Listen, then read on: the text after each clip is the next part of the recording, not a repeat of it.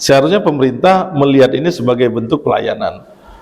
Kalau bicara tentang PAD, distribusi yang mereka dapatkan dari pedagang itu saja sudah luar biasa. Distribusi. Kan seperti itu. Jangan menjadikan pada pedagang ya sebagai objek.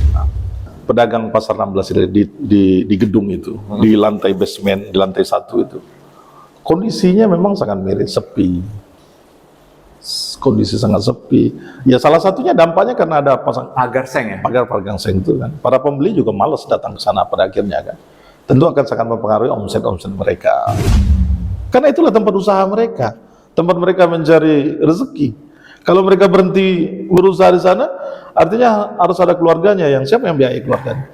Kecuali pemerintahan daerah mau memberikan santunan untuk mereka, ada jaminan sosial.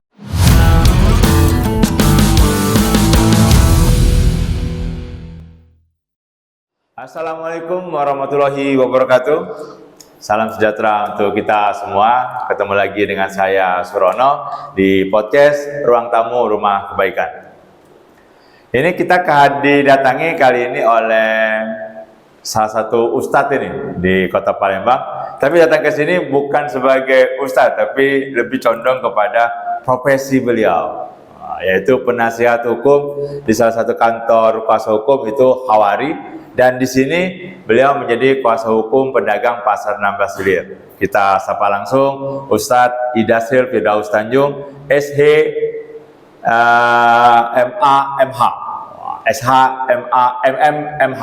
Wah. Dapat gelar terakhir itu baru ya Ustadz ya? Hah? Baru gelar terakhir MH kan tadi. Baru MH-nya baru. Alhamdulillah baru yudisium sekitar 1 minggu yang lalu lah. Allahu Akbar. Alhamdulillah.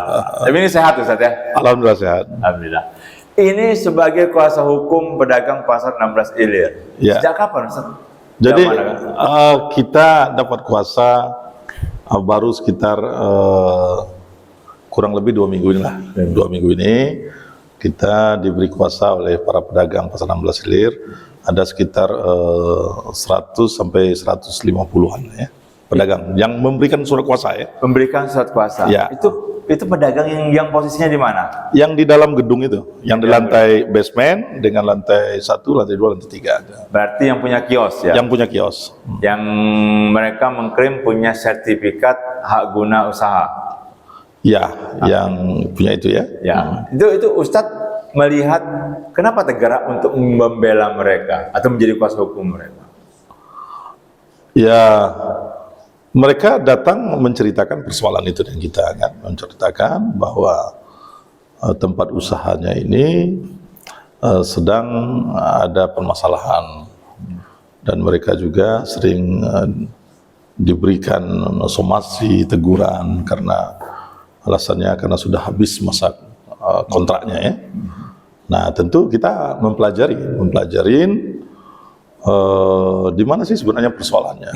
Intinya kan kita ingin mencari persoalan itu dan kita ingin selesaikan.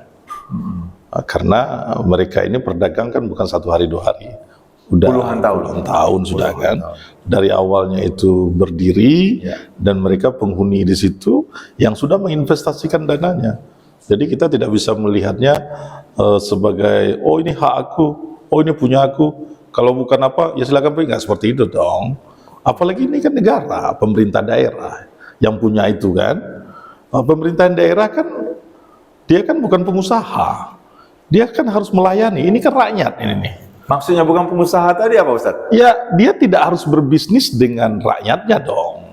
Ini kan, pasar 16 ini kan punyanya pemerintahan daerah, melalui perumda. Iya kan? Ya, benar. Kan gitu. Artinya, ini kan punya rakyat. Ya masa ini mau dibisniskan rakyat sama rakyat? Artinya cari kemanfaatannya. Kan hukum itu kan tidak hanya soal kepastian saja, tapi berbicara tentang kemanfaatan, kemudaratannya. Hampir 1.000 lebih orang yang menggantungkan hidupnya di pasar itu. Masa kita hanya melihatnya soal kepastian saja? Oh saya sudah punya sertifikatnya nih, kalian sudah nggak seperti itu dong. Ada cara-cara humanis yang harus bisa kita selesaikan, sehingga ada titik temu. Makanya tanggal 10 Maret kemarin kita sudah sempat bertemu, ada pertemuan dengan pihak wali kota, ada Pak PJ wali kota waktu itu, Pak Ratu Dewa juga. Langsung ada. ketemu dengan Pak Ya, PJ? langsung Pak PJ, ada Kapolres juga, ada Perumdan diwakili oleh Pak Rizal waktu itu, ya, direkturnya, ada juga dari PT BCR, pihak ketiga itu. Oh, pihak ketiga. Ya, jadi di situ kita berbicara dari hati ke hati. Jadi pedagang berbicara, mereka mendengarkan, Pak Wali Kota saat itu memediasinya. Kan seperti itu. Hasil dari pembicaraan itu ada kesepakatan bersama tidak? Atau Ya, jadi waktu itu kan munculnya pertemuan itu karena waktu itu pihak PT BCR secara sepihak kan menggembok benar ada loss beritanya. itu, ya kan? Ada kan berita rame itu kan? Dia gembok itu, sehingga para pedagang kan tidak bisa berdagang. Ya, benar. Ya kan, sehingga sempat terjadi demo kan akhirnya kan, terjadi perusakan akhirnya kan. Nah, cara-cara itu kan kalau bahasa kerennya itu kan tidak populer lagi. Kita orang-orang yang berbudaya, yang tinggal di kota besar, kita selesaikan dengan cara bermusyawarah. Nah, salah satunya kemarin di pertemuan itu sangat cukup efektif yang difasilitasi oleh PJ Wali Kota Pak Ratu Dewa. Nah, kita berharap dialog-dialog seperti ini harus sering, iya kan? Tidak kita bicara angka-angka, karena kalau kita bicara kapitalisasi harga itu, nilai dari semua nilai apa bahasanya? Kalau kita hitung nilai bisnisnya lah ya, Bisnis lah. ya kan? Saya lihat Profitnya ketika ya. dipaparkan oleh pihak PT BCR itu harga itu antara 300 sampai 700 juta. Ya, 1 tahun ya. Oh enggak, itu harga itu maksudnya ketika dia ingin memperpanjang. Memperpanjang. Ya, Oke. selama 25 tahun enggak salah ya. 25 tahun. Nah, kalau kita ambil rata-rata harga itu dari 300 sampai 700 itu harganya kita patok jadi 500 ya, range-nya rata-rata lah, harga average-nya lah ya, Ya, kita ya. average kan. Oke. Artinya kalau 1000 nilai loss itu ketika dihitung itu ada 1.700-an, kurang lebih ya, kalau nggak saya salah ya, kalau salah nanti dikoreksi. Siap. Itu nilai bisnisnya itu luar biasa besar, Masya Allah. hampir 1 T loh. Hampir Ustaz. Nah ini kan kalau kita lihat itu, loh, ini jangan dijadikan ini sebuah model bisnis dong. Harus ada nilai, harus ada value, harus ada kemanfaatan, harus ada yang namanya bahasanya kemudorotannya. Kira-kira siapa sih yang tidak ingin tempat usahanya itu bagus? Iya, tapi kan pihak BCR sudah memberikan paparan akan membuat pasal 16 itu menjadi lebih menarik, lebih bagus tampilannya. Nah, itu gimana? Tapi kan itu bukannya ujuk-ujuk. Ini kan sudah ada gedung. Ya, Ya kan? Sudah ada gedung, sudah ada juga fasilitas-fasilitas yang lain. Iya kan gitu. Nah, Pedagang pada dasarnya tidak menolak revitalisasi. tidak menolak ya, Tidak kita garis menolak. bawahi itu ya. Ya, tidak menolak. Tidak menolak. Yang dia permasalahkan itu soal harganya itu yang dianggap terlalu tinggi. Makanya salah satu hasil kesepakatan kita tanggal 10 waktu dimediasi oleh wali kota di gedung Permusyawarah itu, kita ingin, para pedagang ingin itu membuat harga pembanding. Harga pembanding. Ya, jadi Gimana? pihak BCR itu sudah mengeluarkan harga. Nanti pedagang akan membuat harga pembanding sehingga kesanggupan pedagang seperti ini. Oke. Dan itu disepakatin nanti 7 hari usai Idul Fitri. Idul Fitri. Ya, 7 hari. Nah, di situ nanti mudah-mudahan ini akan berjalan dengan lancar. Sehingga pihak BCR secara bisnis dia tetap bisa mendapat bisnisnya. Para pedagang juga sebagai pedagang di sana juga merasa nyaman dengan harga itu sehingga dia berdagang itu juga mendapatkan benefitnya lah ya. Orang berdagang kan tentu ingin untung juga. Tapi hal itu belum disepakati angkanya, Ustaz. Belum ada. Belum ada, Tapi ya? yang harga yang dikeluarkan PT BCR sudah. Sudah ada. Ya. Nah, sekarang kan itu belum ada. Tapi kalau saya lihat proses revitalisasi terus berjalan ini. Pagar seng masih ada, pembangunan lift masih ada. Nah itulah sebenarnya, ya itulah sebenarnya yang kita lihat. Saya belum terlalu jauh mempelajari persoalan kenapa PT BCR sudah melakukan aksi-aksi seperti itu, ya, benar. Ya kan gitu. Tentu mereka ada dasar pasti itu. Nah, tapi apakah dengan dasar seperti itu sudah cukup memenuhi keinginan dia itu tanpa memperhatikan keinginan pedagang? Kan seperti itu. Nah, selama ini yang kita lihat pedagang tetap berdagang. Tapi yang dikeluhkan oleh pedagang saat ini, yang terutama yang pemilik los itu, kios itu merasa resah. Mereka disomasi, terus mereka juga yang punya los selama ini ada orang, karena ada juga pedagang itu yang punya los bukan hanya satu, ada yang dua, ada tiga. Karena itu somasinya apa, Ustaz? Kalau boleh tahu? Ya salah satunya memberitahukan bahwa yang punya hak itu adalah PT BCR, salah satunya kan gitu. Nah, kemarin saya juga ada rapat dengan beberapa teman-teman yang memberikan kuasa kepada pihak kami, Rumah Hukum BMKM Indonesia namanya. Itu menyampaikan, Pak, kami juga ingin dilindungi secara hukum. Artinya kami akan lakukan juga somasi. Seolah hari Senin ini kami akan somasi juga PT BCR. Kami ingin mempertegas komitmen yang telah kita bangun saat ada pertemuan yang dimediasi oleh Pak Wali Kota yang dihadiri oleh Kapolres itu. Ini kalau Ustadz melihat posisi pemerintah harusnya bagaimana nih? Karena sentralnya di pemerintah nih kayaknya kalau dilihatnya. Seharusnya yang saya ingin di dalam pertemuan itu saya tanya, harga setinggi itu salah satu komponennya itu keuntungannya itu nanti untuk siapa, saya bilang. Dia bilang untuk pemerintah daerah. Saya kalau nggak salah itu antara 20 sampai 20%-an kurang lebih dia dapat keuntungan. Sharing profit antara pemerintah dengan PT BCR. Nah ini kan menjadi apa bahasa kita? Ya menjadi miris juga kita mendengarkan kan. Seharusnya pemerintah melihat ini sebagai bentuk pelayanan. Kalau bicara tentang PAD, distribusi yang mereka dapatkan dari pedagang itu saja sudah luar biasa. Distribusi. Kan seperti itu. Jangan menjadikan pada pedagang ya sebagai objek. Dan ini kan mendekati Hari Raya Idul Fitri yang biasanya kita anggap, bukan biasanya sih, memang jadi rezeki tahunan dari pedagang.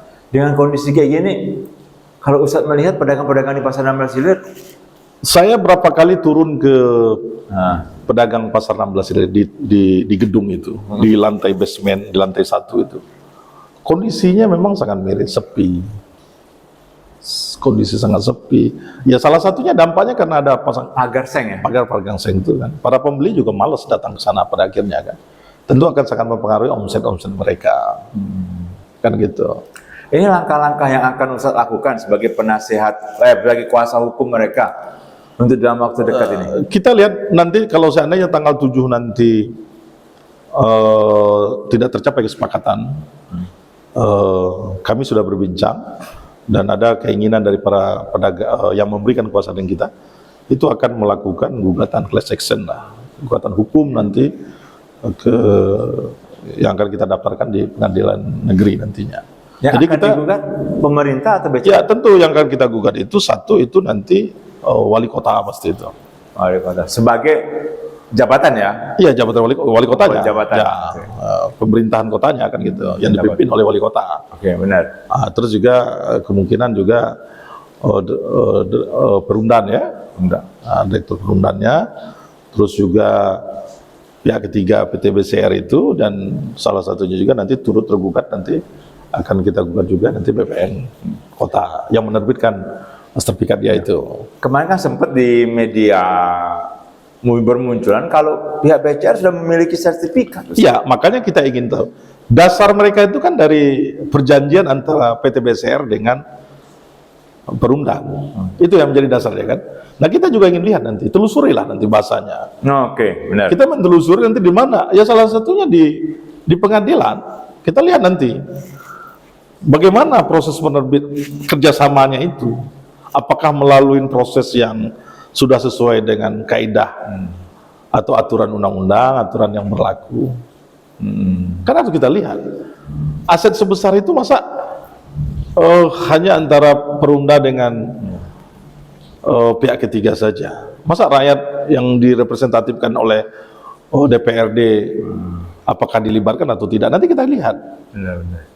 Sehingga nanti akan terbuka ini. Ini komunikasi dengan DPRD Kota Palembang sudah dilakukan dengan pedagang, Ustaz?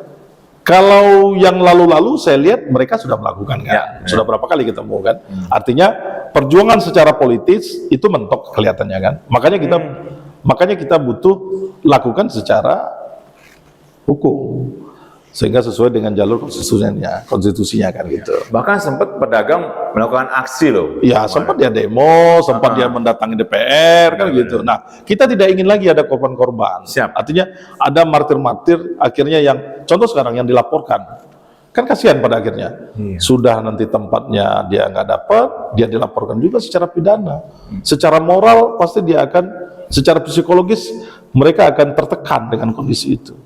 Dalam kondisi yang terjepit, mereka juga harus menghadapi situasi seperti ini. Nah ini yang harus kita luruskan. Iya, saya juga punya sahabat di situ yang pengusaha kopi, Bang Ian. Terus dia memviralkan di IG yang soal pagar seng. Katanya sampai yang mendapat tekanan juga lah dilaporkan gitu. Berarti emang sudah. Artinya kan cara-cara seperti ini kan harus kita hindari. Siap. Ini yang kita hadapkan dengan negara. Ya. Kan seperti itu. Masa negara melaporkan, anggaplah pihak ketiga, iya. Tetapi kan dasar dari tanah itu kan, dasar dari bangun itu kan punya negara, punya pemerintahan daerah. Berapa banyak nanti rakyat yang harus mengalami seperti itu? Apakah seperti itu memang kita bernegara? Iya, benar. Kita ingin membangun kota ini dengan tidak menghilangkan rezeki mereka. Artinya akses pembangunan pasti ada, tetapi kan berarti bukan mematikan. Benar. Ini pengunjung ruang tamu, kita tahu juga kalau Ustadz Dasril ini termasuk juga pengamat sosial politik nih.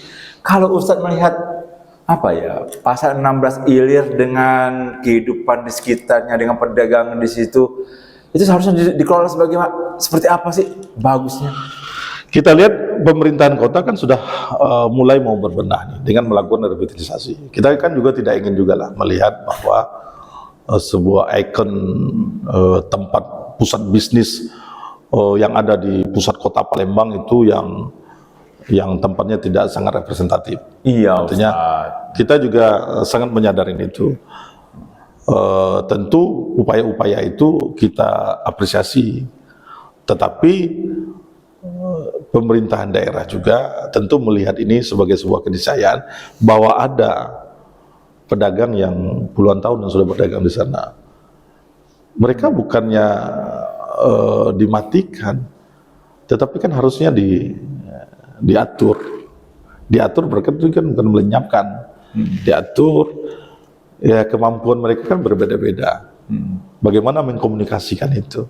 Ini kan kerja ini kan kita tahu lah, kerja di pasar ini yang dilakukan contoh dulu Jokowi. Jokowi salah satu namanya blow up ke nasional, salah satunya kan bagaimana dia menanganin pedagang kecil, pedagang pasar dulu. Benar, masih ingat. Iya kan gitu. Dia dengan pasar. Iya, memindahkan pasar dengan duduk bersama. Benar. Bukan dengan cara-cara memberi tekanan-tekanan.